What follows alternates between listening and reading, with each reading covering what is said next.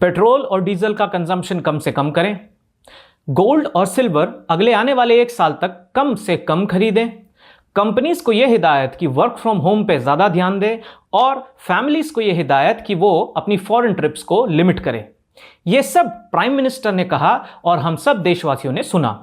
लेकिन उसके तुरंत बाद प्राइम मिनिस्टर निकल गए यूएई के विजिट पे, वो भी ऐसे वक्त पे जहां पे कहीं ना कहीं युद्ध के बादल आसपास मंडराते रहते हैं यूएई के और बाकी मिडिल ईस्ट देशों के, क्योंकि हमें पता है क्या हो रहा है। ईरान, अमेरिका और इजराइल और इस पूरी युद्ध की सिचुएशन के बीच बहुत सारे ड्रोन्स भी इंटरसेप्ट किए गए हैं यूएई में पिछले कुछ वक्त में। तो ऐसे क्रिटिकल टाइम पे क्या जरूरत पड़ी इतने बड़े देश के प्राइम मिनिस्टर को यूएई जाने की? इसका जवाब बहुत ही पेचीदा नहीं है, लेकिन बहुत ही जरूरी है आप सभी को जानना और समझना, क्योंकि ये जो स्ट्रेटेजिक पार्टनरशिप है इंडिया और यूएई के बीच, ये कहीं ना कहीं आने वाले वक्त में बहुत बड़े क्राइसिस को सॉल्व कर सकती है। आइए समझते हैं कि क्यों ये विजिट बहुत ज्यादा जरूरी थी और कैसे यूएई को और इंडिया को इस विजिट में साइन हुए बहुत सारे एग्रीमेंट्स की वजह से आने वाले वक्त में बहुत फायदा होगा। UAE is the 7th largest investor in India. अभी तक पिछले 25 साल में यूएई ने इंडिया में $25 बिलियन से ज्यादा इन्वेस्ट किए हैं, इंडिया के इंफ्रास्ट्रक्चर में, इंडिया के बैंक्स में और बहुत सारी चीजों में।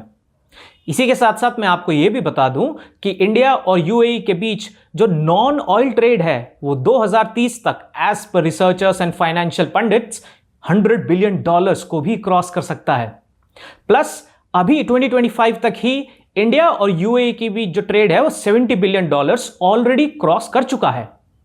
इन सब के बीच में हमें यह भी समझने की जरूरत है कि 30% of अमीराती population is actually Indian.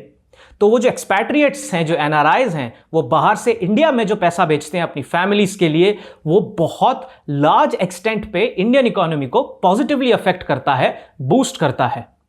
Plus हमें यह भी समझने की जरूरत है कि कहीं ना कहीं इंडिया मिडिल ईस्ट से अलग थलग होता नजर आ रहा था पिछले कुछ वक्त में। सऊदी ने पाकिस्तान के साथ डिफेंस पैक्ट साइन किया है और वो कतर को भी इस पूरी सिचुएशन में अपनी तरफ खींचने की ओर इशारा कर रहा है। ऐसे समय पे यूएई की तरफ इंडिया का दोस्ती का हाथ बढ़ाना इस समय बहुत ही ज्यादा जरूरी था, और ये दोस्ती आने वाले वक्त में कितनी ज्यादा बेनिफिशियल होगी दोनों देशों के लिए, वो हम समझते हैं इंडिया और यूएई के बीच साइन हुए एग्रीमेंट से। मार्च 2026 के वक्त पे इंडिया का जो स्ट्रेटेजिक ऑयल रिजर्व था, जो एक देश की इकोनॉमी के लिए बहुत ही क्रिटिकल पार्ट होता है, वो 29 मिलियन बैरल्स के आसपास पे था। और अभी इंडियन कॉरपोरेशन जो है ऑयल संभालती जो है, उसके साथ आबू धाबी की जो डील हुई है, उसमें आबू धाबी ने ये कमिट किया है कि हम आपके स्ट्रेटेजिक रिजर्व्स को 30 मिलियन बैरल्स तक पुश करने में एक मेन रोल निभाएंगे।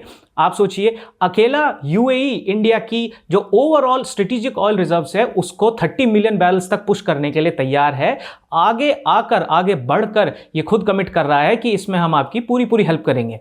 इसमें सेकंड पॉइंट और भी ज्यादा जरूरी हो जाता है, वो ये कि न सिर्फ ये ऑयल इंडियन पोर्ट्स पे स्टोर होगा, बल्कि फुजैरा पोर्ट जो यूएई में ही है, वहां पर भी इस ऑयल का एक बहुत बड़ा रिजर्व रखा जाएगा, ताकि अभी जो स्ट्रेट ऑफ हॉर्मूज की वजह से पूरी सिचुएशन जो हुई है कि शिप्स वहां से मूव कर पाना बहुत ही ज्यादा मुश्किल उनको हो रहा है, ऐसी सिचुएशन इंडिया अवॉइड कर सकता है। क्योंकि जो फुजैरा पोर्ट से इंडिया तक का रास्ता है वो स्ट्रेट ऑफ हॉर्मूज को काफी हद तक अवॉइड करते हुए जाता है।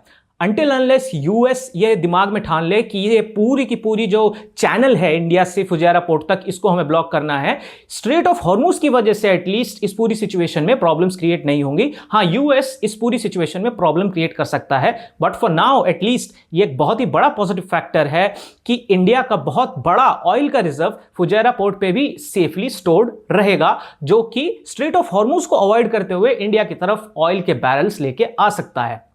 इसी के साथ साथ इंडिया और यूएई में पॉइंट नंबर 3 की तरफ आपको ले जा रहा हूं, एक स्ट्रेटेजिक डील भी हुई है एलपीजी कंजम्पशन को लेके। आपने और हमने सभी ने देखा कि किस तरह एलपीजी की शॉर्टेज ने कहीं ना कहीं आम आदमी की जेब पे भी चोट पहुंचाई है। इसकी जो अवेलेबिलिटी है वो भी काफी हद तक कम हुई है बहुत सारे पार्ट्स में। हालांकि इसको आर्टिफिशियली पुश करने की भी बहुत कोशिश की गई है, लोगों ने सिलेंडर्स होल्ड करने की सिचुएशन ऐसी क्रिएट करी कि होल्ड करने शुरू कर दिए और सिचुएशन और ज्यादा खराब हो गई। बट इन सबको अवॉइड करने के लिए यूएई के साथ अब इंडिया ने पैक्ट साइन किया है, जो कहीं ना कहीं एलपीजी के जो पूरा का पूरा स्कैंडल है, शॉर्टेज है, इसको पॉजिटिवली अफेक्ट करेगा, इसको रोकने में मदद करेगा, हेल्पफुल होगा। नेक्स्ट पॉइंट नंबर 4, इंडिया और यूएई के बीच में नेक्स्ट पॉइंट जो मैं आपको बताने जा रहा हूं, यह इतना बड़ा पॉजिटिव फैक्टर है कि ग्लोबली इसकी चर्चा हो रही है। यूएई डायरेक्टली $5 बिलियन इंडिया में इन्वेस्ट करने के लिए तैयार है, इनफैक्ट कमिट कर चुका है कि इन्वेस्ट करेगा। $3 billion in RBL bank, $1 billion in India's infrastructure and $1 more billion इन सम्मान कैपिटल। आप ये देखिए कि $1 बिलियन इन इंडियाज इंफ्रास्ट्रक्चर, ये इन्वेस्टमेंट ओवरऑल पूरी दुनिया को ये मैसेज देता है कि इंडिया की ग्रोथ में यूएई इस वक्त बहुत ही ज्यादा कॉन्फिडेंट है।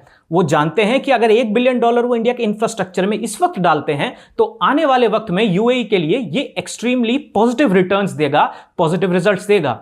आप ये भी समझिए कि जब यूएई जैसी कंट्री इंडिया की ग्रोथ में $1 बिलियन सीधा सीधा उनके इंफ्रास्ट्रक्चर में इन्वेस्ट करने के लिए रेडी होती है, तो ये इन्वेस्टर सेंटिमेंट को पॉजिटिवली अफेक्ट करता है ग्लोबली भी। बाकी देश भी कहीं ना कहीं फिर इस तरफ मुड़ेंगे कि भारत में ग्रोथ के चांसेस बहुत ज्यादा हैं, खासकर अगर हम इंफ्रास्ट्रक्चर की बात करें।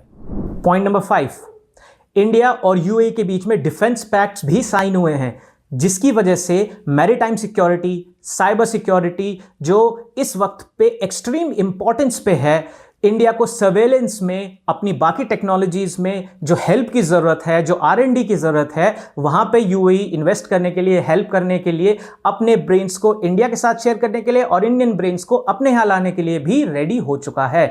इसकी वजह से आप ये बात ध्यान रखिए कि इंडिया और यूएई के बीच में जितना ट्रेड होता है वो सब वाटरवेज के थ्रू ही होता है, तो इसलिए मैरीटाइम सिक्योरिटी को और रोबस्ट करने की यहां पे जरूरत महसूस होती है। इसी वजह से ये डिफेंस पैक्ट जो है साइन हुआ है, जिसके बाद मैरीटाइम सिक्योरिटी कई फोल्ड्स बेटर होने के चांसेस हैं। अगर उस पूरे रूट को जो फुजैरा पोर्ट से इंडियन पोर्ट्स तक जो लेकर आता है उसको किसी ने डिसरप्ट करने की कोशिश की, तो हम कैसे अपने आप को सेफगार्ड कर सकते हैं, अपने शिप्स को कैसे बचा सकते हैं, उनको कैसे बेहतर तरीके से रिपेयर कर सकते हैं, कम्युनिकेशन चैनल्स को कैसे बेटर कर सकते हैं, हैक होने से कैसे रोक सकते हैं अपने कम्युनिकेशन चैनल्स को, इस पूरी R&D पे, इसके साथ साथ जो लॉजिस्टिक्स हैं इन पे भी काम होगा। ये डिफेंस डील साइन हुई है इंडिया और यूएई के बीच में। पॉइंट नंबर 6, ये हमको लेकर आता है एक बहुत ही इंपॉर्टेंट फैक्टर पे, द AI रेस। अभी आर्टिफिशियल इंटेलिजेंस की रेस इतनी हद तक आगे बढ़ गई है कि चाइना और यूएस एक दूसरे के आमने सामने नजर आते हैं, बट इस रेस में इंडिया कहीं ना कहीं जो आपको पीछे नजर आ रहा है उसका भी वक्त अब आ गया है आगे आने का, क्योंकि इंडिया अब यूएई के साथ मिलकर, मैं आपको बताऊं, उन्होंने एक टर्म डील साइन की है to establish an 8 exaflop super computing cluster.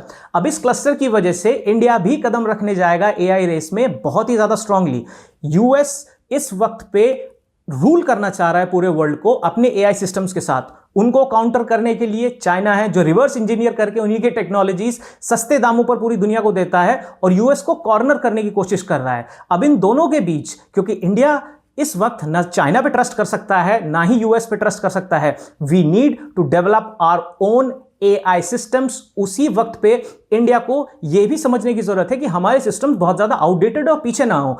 इसी वजह से बहुत ज्यादा पैसे की इन्वेस्टमेंट की रिक्वायरमेंट होती है, बहुत ज्यादा स्ट्रांग ब्रेन्स की रिक्वायरमेंट होती है इन सब सुपर कंप्यूटिंग क्लस्टर्स को डेवलप करने के लिए, एस्टैब्लिश करने के लिए। वहां पे इंडिया और यूएई एक दूसरे की हेल्प करने के लिए रेडी हो गए हैं, जिससे इंडिया को भी बहुत हद तक हेल्प मिलेगी और साथ ही साथ यूएई को भी हेल्प मिलेगी।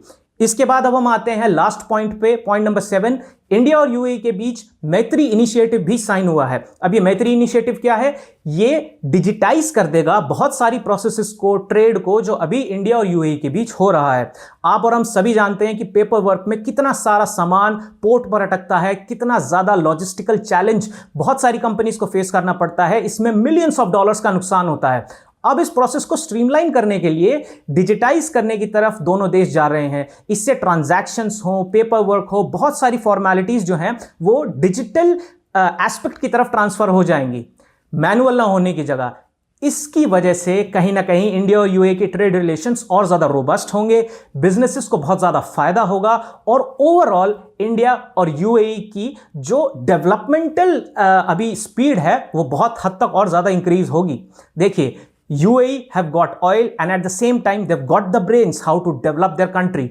आप देखिए पिछले कुछ दशक पहले यूएई कैसा था और आज कैसा है। They applied their brains to invest in the right sort of things and now they are applying their brains to help India out to do infrastructural development in the same manner. और India भी इस वक्त strategically तैयार है, यह समझ चुका है कि जब मिडिल ईस्ट कहीं ना कहीं थोड़ा पाकिस्तान की तरफ डिफ्लेक्ट होता नजर आता है, India also needs a strong friend in the middle east region. और वहां पे यूएई इंडिया का मैं तो कहूंगा इस वक्त एक बेस्ट फ्रेंड की तरह निकलकर बाहर आ रहा है, क्योंकि वॉर जोन के टाइम पे भी, एक वॉर की स्थिति के वक्त पे भी इंडियन प्राइम मिनिस्टर सब कुछ अनदेखा करते हुए वहां जाते हैं, अबू धाबी में रुकते हैं, वहां शेख से बात करते हैं, उसके बाद इतने सारे एमओयू साइन करते हैं, उसके साथ इतनी सारी स्ट्रेटेजिक पार्टनरशिप्स और डील्स पे बात करते हैं। वो सीधा सीधा आपको यही दिखाता है कि इस वक्त यूएई को भी इंडिया की उतनी ही जरूरत है जितनी इंडिया को यूएई की। और ये जो दोस्ती है ये बहुत ज्यादा गहरी आगे आने वाले वक्त पे भी हो जाएगी। और इसी तरह अगर दोनों देश अपनी टेक्नोलॉजीज को शेयर करते रहें, एक दूसरे के देश में इन्वेस्ट करते रहें मॉनिटरीली भी, और साथ ही with people also who got the brains to develop something positive, to create something positive, to invest their money in R&D, to invest their brains in research and development. अगर ये initiative जो है, ये दोस्ती है, ये ऐसे ही आगे बढ़ते रही तो आगे आने वाले वक्त में इंडिया और यूएई देश को, दुनिया को, सभी को ये दिखा देंगे कि हमारी पार्टनरशिप एक ऐसे खतरनाक वक्त पे जो निकल कर आई, जो बन के आई, उसने दुनिया में इन दोनों देशों की जो स्टेचर है उसको और ऊंचा किया। ऐसे और स्ट्रेटेजिक ब्रेकडाउन्स के लिए, इंफॉर्मेटिव वीडियोस के लिए आप हमको फॉलो करें, शेयर करें, सब्सक्राइब करें। तब तक के लिए thank you, have a good day.